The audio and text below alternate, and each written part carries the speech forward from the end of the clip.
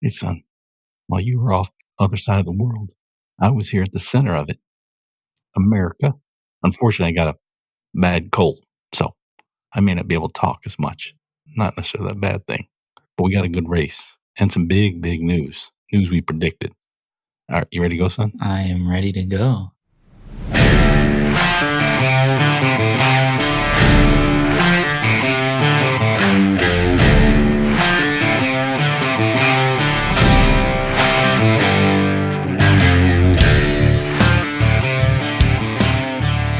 Hello, welcome to our compound American take on Formula One.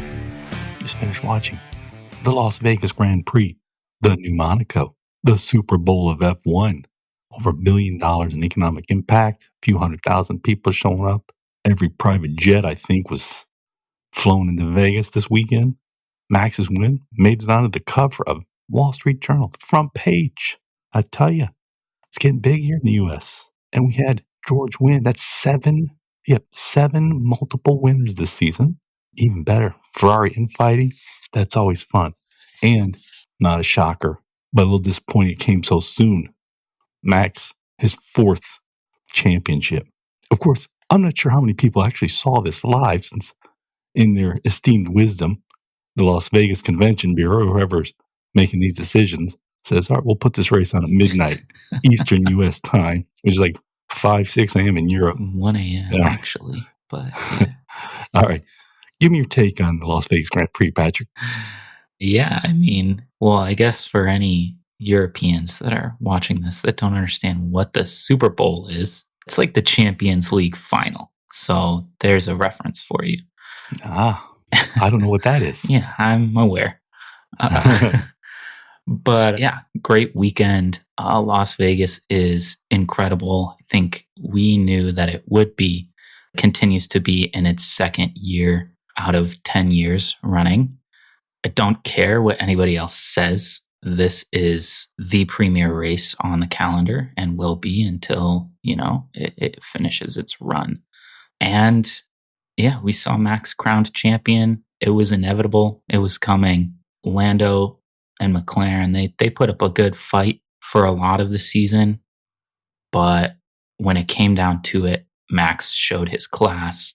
Like his race engineer has said, Max just keeps getting better every year. And this year, I think really he showed that again.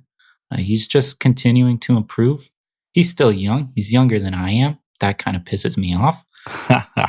And I mean, what is ahead? If you're talking about the best drivers of all time, I think you have to include him. I think you have to. 4 championships is no joke. What is it now? 56? No, like 62 race wins? Something like that? Mm-hmm.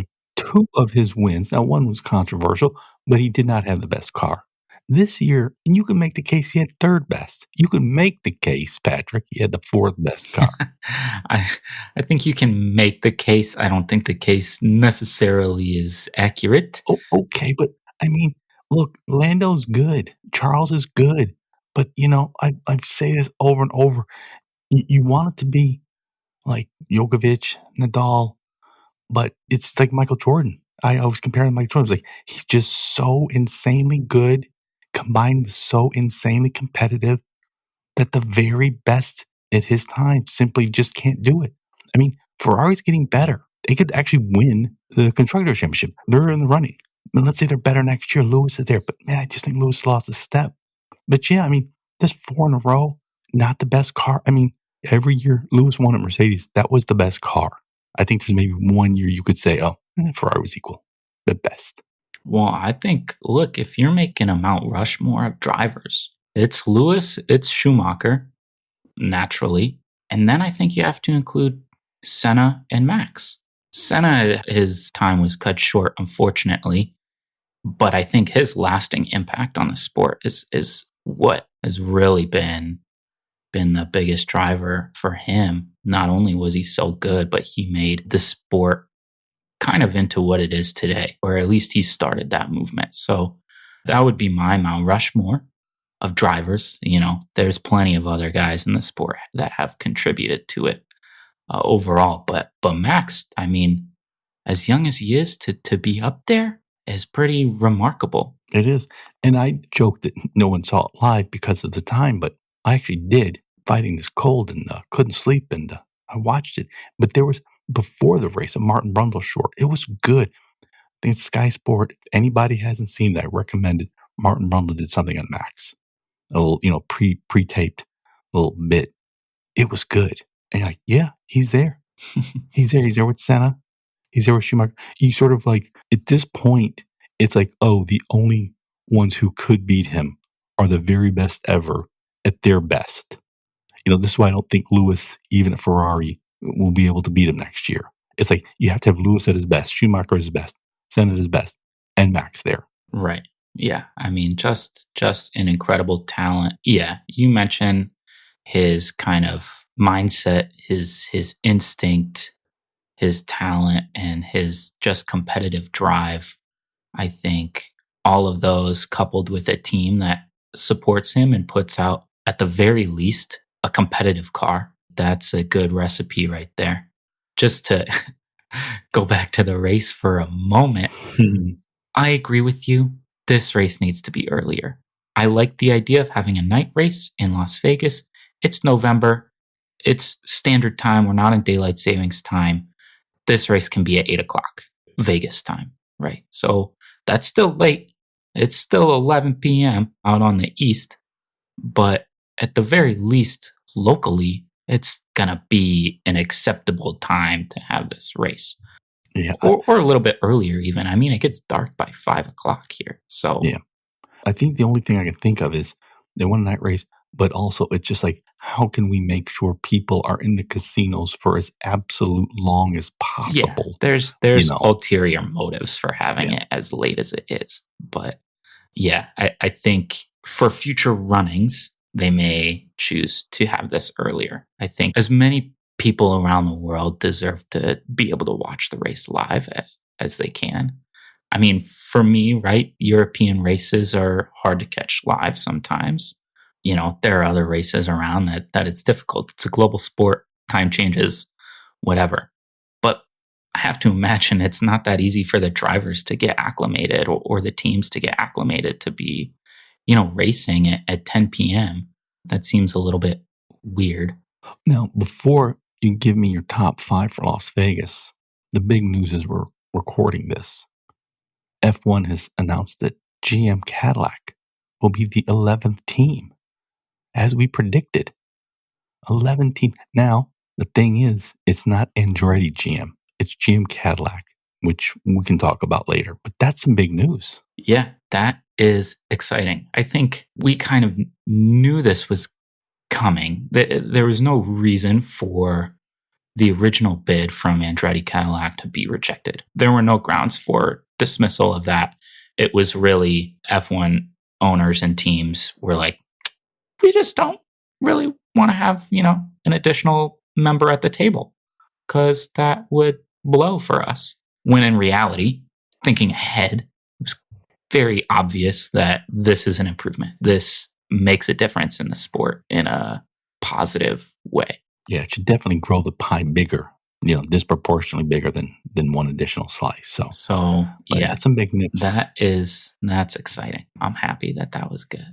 I know. GM Cadillac, that's big. Give me your top 5. Top 5, okie doke. Las Vegas. I mean, what a place to win. Max did it last year, and George did it this year in a dominating way. I think he was clearly the best driver car on track. Really, nobody could come close to matching him. I think Lewis could have. Lewis could have if he had not kind of blown his qualifying, right? He qualified so far back that he just didn't quite have the tires left after fighting through everybody to be able to match him near the end. And I think George was just sort of, he knew he had it. He was just looking after his tires and still won by, 5-6 seconds, something like that. So George, I think, drove a great weekend. I find George a little bit frustrating because he's just so inconsistent, it seems like.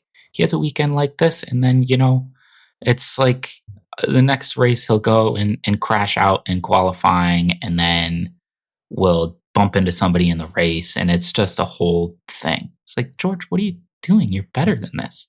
Though, to be fair, there doesn't seem to be any good car as temperamental as the Mercedes. That's probably true. Yeah. Yeah. But Russell, definitely best of the weekend, I think. Hamilton then is my second. I think he made up for his lackluster qualifying in the race and really proved, okay, the Mercedes is the fastest car around this track right now. And I'm going to have to fight through a bunch of guys and I'm going to do it, come through clean and pick up my P2. We caught glimpses this weekend of the Lewis that we kind of know. And that was good to see. Then I've got Max. I mean, he wins his fourth title, driver's title this weekend, just by virtue of beating out Lando. And Max drove really well. He didn't necessarily have a super fast car, but I think he picked his battles really intelligently. And he knew all that he had to do was stay ahead of Norris. And that's exactly what he did. And frankly, Lando didn't even come close to him. So, I mean, just a really smart drive, strong drive from him. And, once again, just proving how much better he is than his teammate Sergio. Had another bit of a disappointing result, but even he looked kind of feisty in the race. So good for Matt. Nice pass there. Then I've got Hulkenberg, getting 4 points, P8, leapfrogging Alpine again. So Haas back into that 6th position. This might go down to the wire. Alpine was looking pretty good there with Gasly until they had some reliability issues. So we'll see. 2 races left. This is pretty fun down the order here. Yeah, talk about checking out Alpine. They're selling the whole thing for parts. And, Gasly had the great qualifying and his car just died on him. And then Ocon goes to pit and they're all asleep.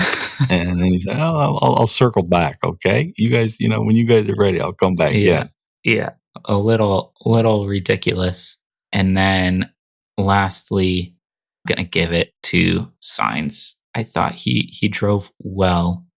And I think, at this point, I kind of like the attitude. I like that he's like, you know what? F you, Ferrari. F you, Charles. I don't care. I'm going to get another podium. I'm not going to just let you waltz up in here and take whatever you want.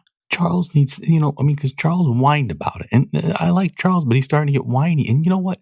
Back when Lewis and Nico were having battles, Nico's like, all right, I'm going to take you out. Charles like, look, you can't just keep complaining to management. He's becoming a bit of a Karen. So, no, but I think that's I think I generally agree. George Russell, Lewis Hamilton, Max, Hulkenberg having a great season. And Carlos Sainz. And, it's funny.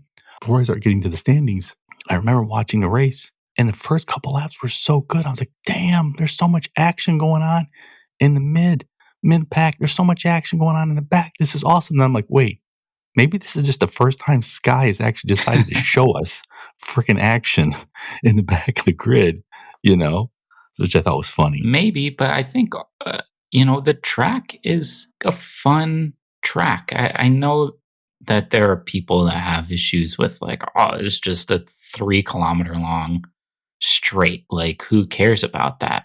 But, I think this Vegas circuit breeds competition. It allows drivers to get a little bit feisty, really pull off some challenging and kind of fun overtakes. I think as much as maybe the production work, camera work helped kind of enliven the action, I think the track actually does a good job as well. I think overall, Vegas is a good weekend for fans and drivers and fans of racing. So, yeah, I agree.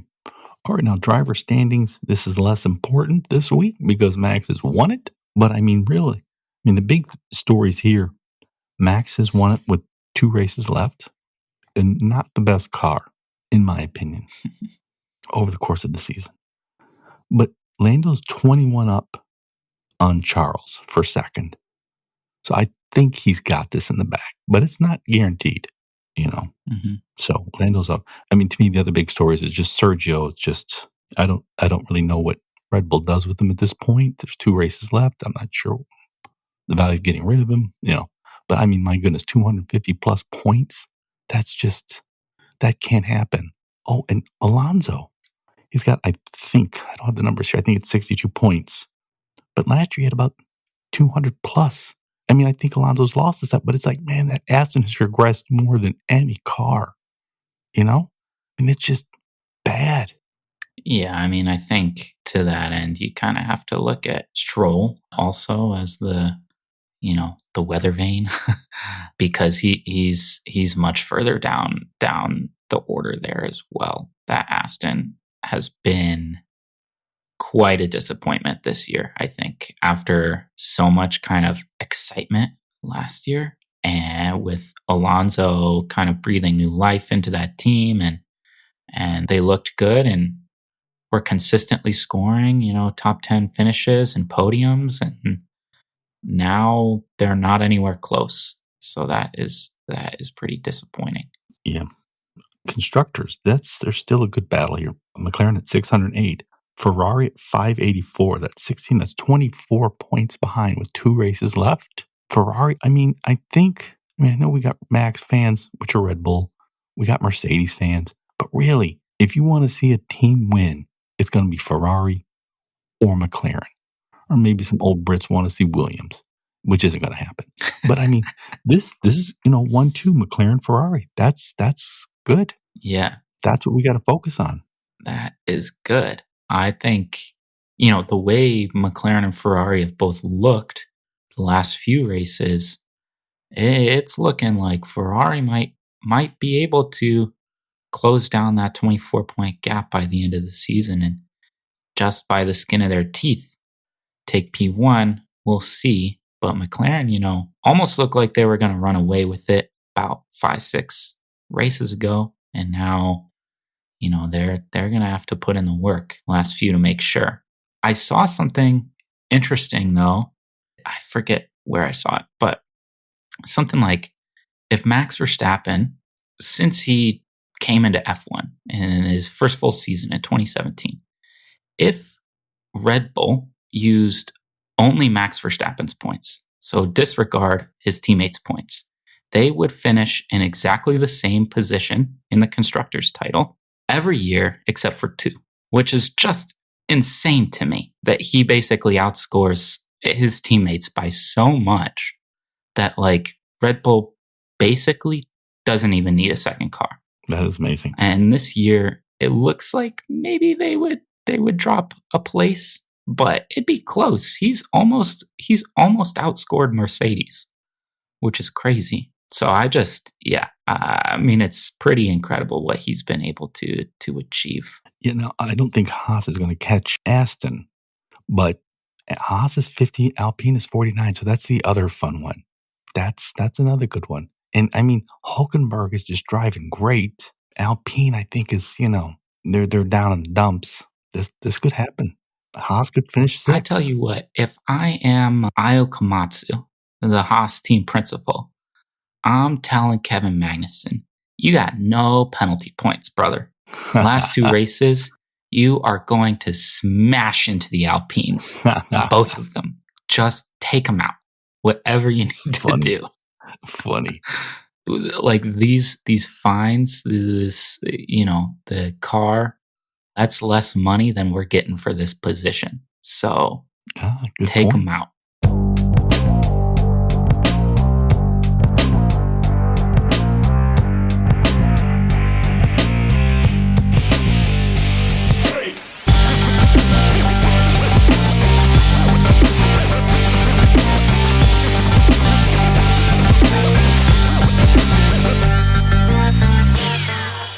All right, switching to the soft compound. Now, we talk about hard compound being an American take on Formula One. I sometimes say, America's taken over Formula One, partly in jest. I mean, part of the reason we love F1, the pinnacle of motorsport.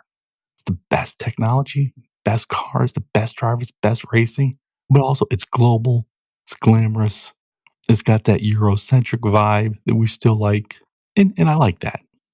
But man, America's ascendant. I mean, we now have Las Vegas. I mean, look, F1 runs one race, Las Vegas, and I think it's becoming the premier race of the year. GM Cadillac, they're going to be the 11th team, a true American auto company, eventually becoming a works company, unlike Haas, which farms everything out. I mean, we've got this Hollywood movie. They're spending 300 plus million. F1's working on a big deal with ESPN. We got Drive to Survive. Every big American tech company, I think, is a sponsor. This is getting big. America is having a massive impact on F1, just as F1 is growing in America.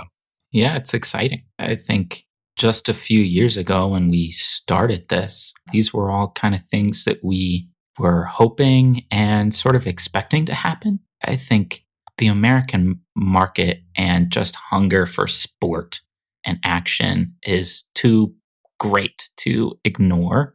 And F1 has sort of found itself in the middle of that. And I don't know if takeover is the right word, but at least it's integrating. And that's pretty exciting. I mean, you mentioned GM Cadillac. How fun is that to have a real American team in just a couple seasons and, a power unit supplier in just a couple more by 2028?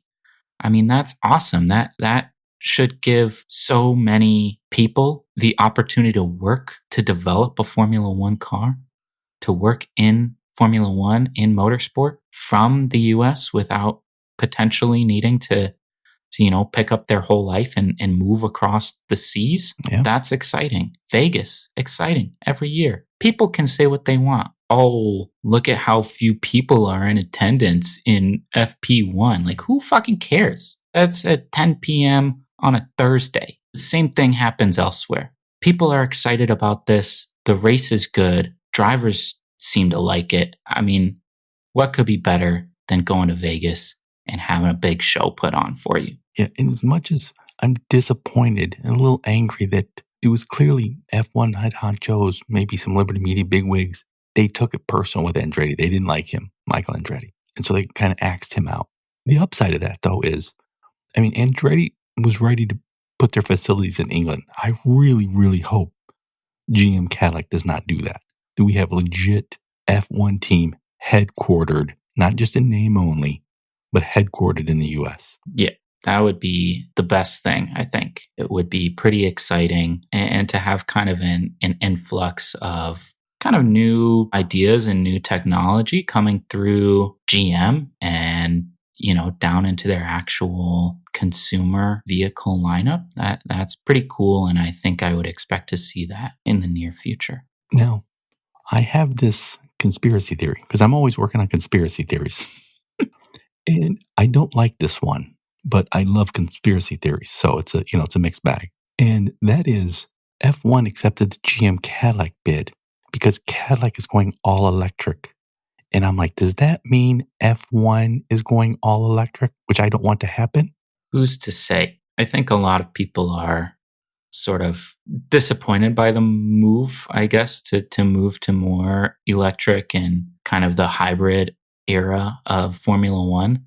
Everybody loves the sound of those giant V12s and V10s that we used to have running around. But, the 2026 regulations and the 2030 goals for like renewability and sustainability and stuff are seemingly trying to preserve the engine.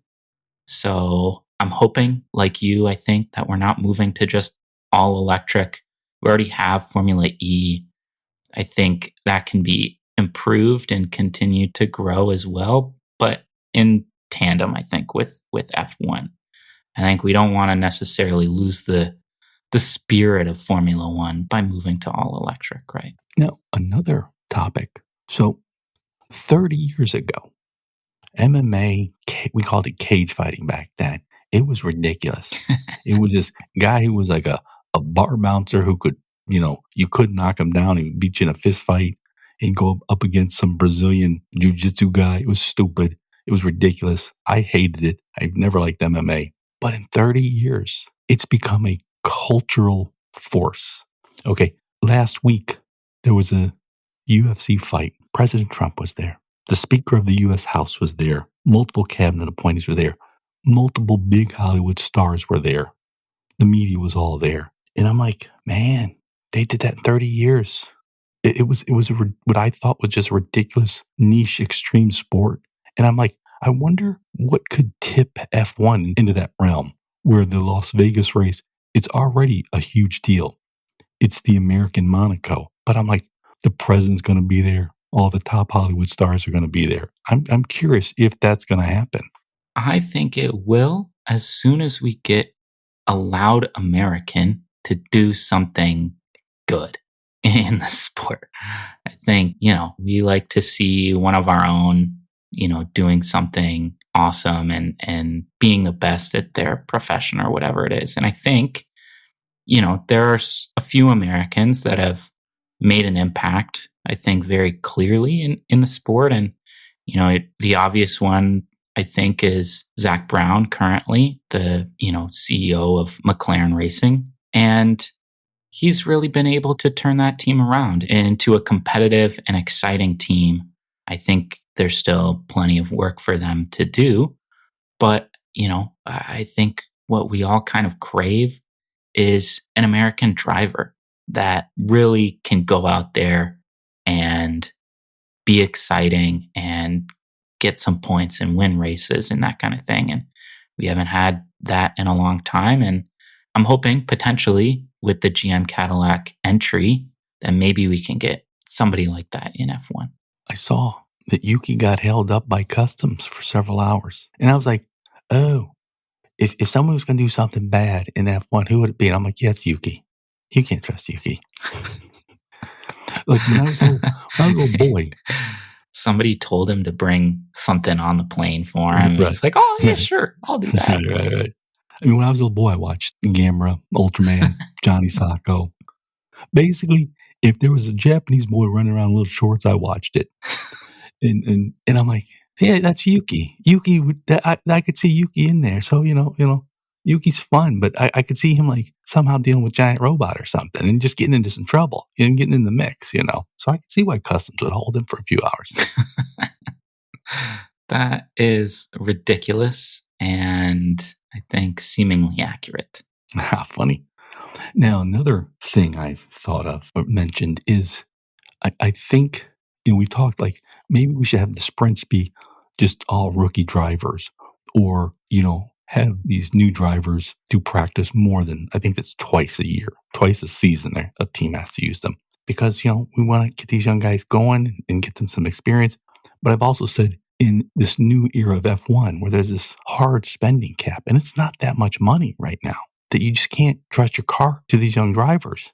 Look at Colapinto, this is 2 crashes in a row, right? I mean, it's so costly. However, I could be wrong, which is a shock. Like former Ferrari boss Mario Binotto, I think he's with Audi now, right? Mm-hmm. I mean, he was saying, all these young drivers, they're doing great. So he's bringing up, they're bringing up along with Hulkenberg, was it Gabriel, how do you say it? Bartoletto? Something like that, yeah. Yeah. But I mean, you've got Liam Lawson, Oliver Behrman, Kimi Antonelli, Oscar Piastri, he's young. Colapinto might still, have something. I don't know, be a reserve. I mean, we're really seeing the sort of the rise of the young driver, which like I said, in a salary cap era, or a spending cap era, I was thinking, no, you got to go with a Bottas, for example. He's going to be reliable, not crash. Yeah, I think it's hard to say, right? I mean, is someone that is reliable and slow better than someone that can score points, but on occasion will get into an accident? I don't know. I think you have to do the cost analysis on that one. And for some of these, bottom feeder teams, it's interesting to see what they can bring. But I think in addition to that, right, you have some sponsorships that might be willing to fork over a bunch of cash as long as you seat the driver that they want, right? So there's a few different things that go into it, but I'm excited for all the young drivers. I think that's part of what makes F1 fun is sort of the the carousel of drivers and Yeah. seeing a lot of new talent come in pretty consistently. It's probably not a coincidence that we're seeing the rise of the young driver, and they signed a big sponsorship deal with Kit Kat. Now, I don't like Kit Kat, except for Japanese Kit Kat. I bet Yuki can get you the best Kit Kat. Yuki gets those Japanese matcha Kit Kats. I bet you. But I mean, you look at sponsorships of F1. It's alcohol, cigarettes, expensive watches, and now, bam, hey, Kit Kat. I mean, I think we're seeing multiple, just I don't say revolutions, but just pretty profound changes, just sort of slowly building. I mean, Kit Kat is an F1 sponsor. Well, that's fun. Kit Kat should Yeah. be an F1 sponsor. It should. And oatmeal cream pies. Yeah. I was Little going to say Debbie's. Oreos, but Right, Oreos. But yeah, we've had the sports drink or energy drink sponsor for a while now, and naturally you have massive global brands like Coke and Walmart and that kind of thing. But yeah, to have candy as a sponsor is pretty cool. And I think, yeah, some of these changes are potentially necessary. I think, there's an element of the old kind of dinosaur crowd if you just have ads for tobacco and alcohol on your car. Right. So, better to have crypto, I guess. I don't know. Right. Crypto and Kit Kat. Yeah, maybe. Yeah, F1 cars are becoming all software. Yeah, that's funny. But speaking of Kit Kats, I can't get off of Kit Kats and Japanese boys running around in little shorts. That's fucking weird, but okay. I know. But when I was a kid, all the good shows, the heroes were little Japanese boys running around with little tight shorts. Okay, I don't know why, but they did. Okay, just watch. Just look at Johnny Sacco. Okay, all right. Look, but F1 kids. We need to have F1 kids every race. Yeah, I agree. That F1 kids is great. They should do that far more frequently than they do. It's fun. It's a little bit silly. I think the kids that they actually bring on to talk about F1 are all really good. They seem very smart. They seem interested in the sport. And I think that can really help kind of boost interest, young interest in the sport. And then even outside of just the sport, in kind of STEM fields and interest in the educational aspect as well. So I think having F1 kids, frankly, is a must. That needs to happen for every race, I think.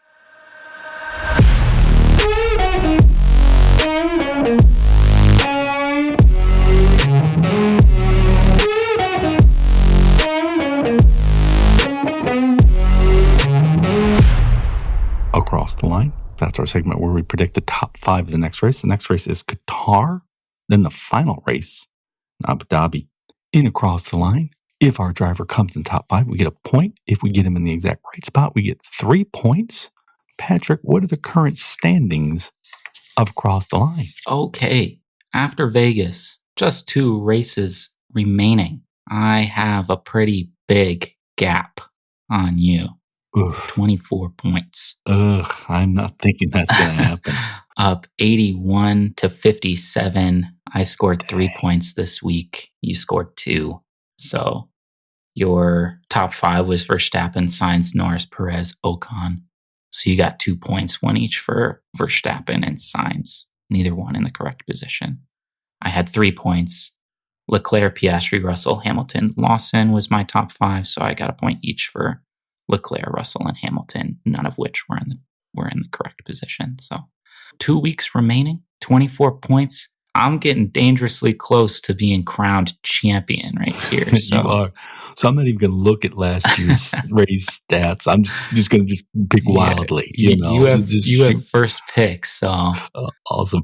All right. So Max was getting drunk in Las Vegas, and the team was out partying. So I am not picking Max. I'm going to pick George Russell, who also was getting drunk in Vegas after a win. But yeah, I think George can handle it better.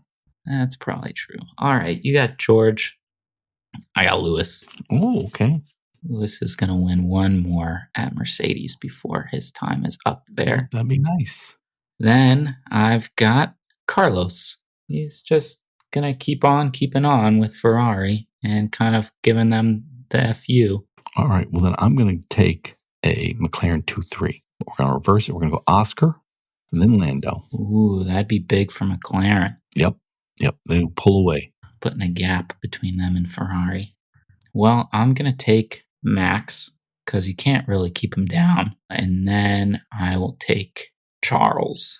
Okay, well, I'm going to take Yuki. We've talked about him so much.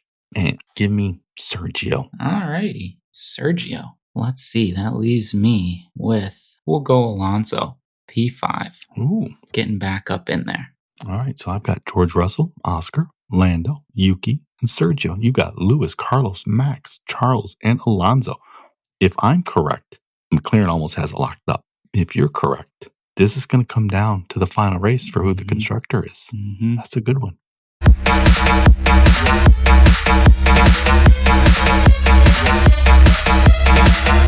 Any crazy predictions, Patrick? I don't know if crazy, but I have predictions. One, Red Bull will pay the outrageous fee that is being asked for Colapinto to sign him for next year. Ooh, and would he be in Red Bull? Yes, or he would be the Red Bull driver. So wow, Lawson and Yuki would not be happy about that. Oh, they would not. That's thrown into the wolves. There's a great movie. It's called Brotherhood of the Wolf. You should see it. It's like French-Canadian movie. And yeah, I'm like, ooh, would he be the killer or would he just be devoured by the beast? I wonder. I don't know. That would be fun to see. It would be interesting to see, I think.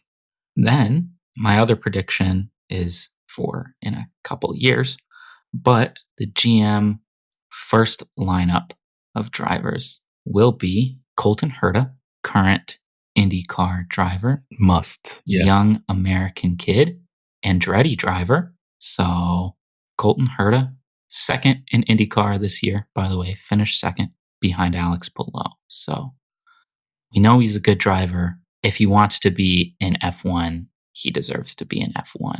He should. That would be great. And their second driver, well, they're going to need an F1 veteran. Who better than Carlos Sainz? Ooh. They will pay out the rest of his contract with Williams because who the fuck would rather be with Williams than GM? Yeah, that's a good one. Yeah, I mean, just think of all just the brand ambassador opportunities with GM Cadillac versus with Williams. I've got a better one. Not as good as Colton Herta, but you brought up the GM Cadillac team in 2026. At the end of this year, because he's an old man and because Aston is shit, Fernando Alonso retires again. And in 2026, he unretires. Ooh. He joins Colton Herta at GM Cadillac. That would be cool. That would be cool to see. All right.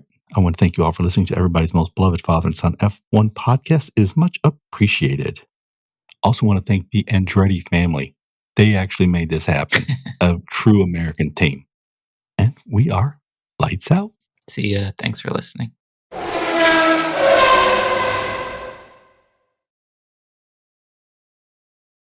You just finished listening to Hard Compound, recorded in Ann Arbor, Michigan, and around the world.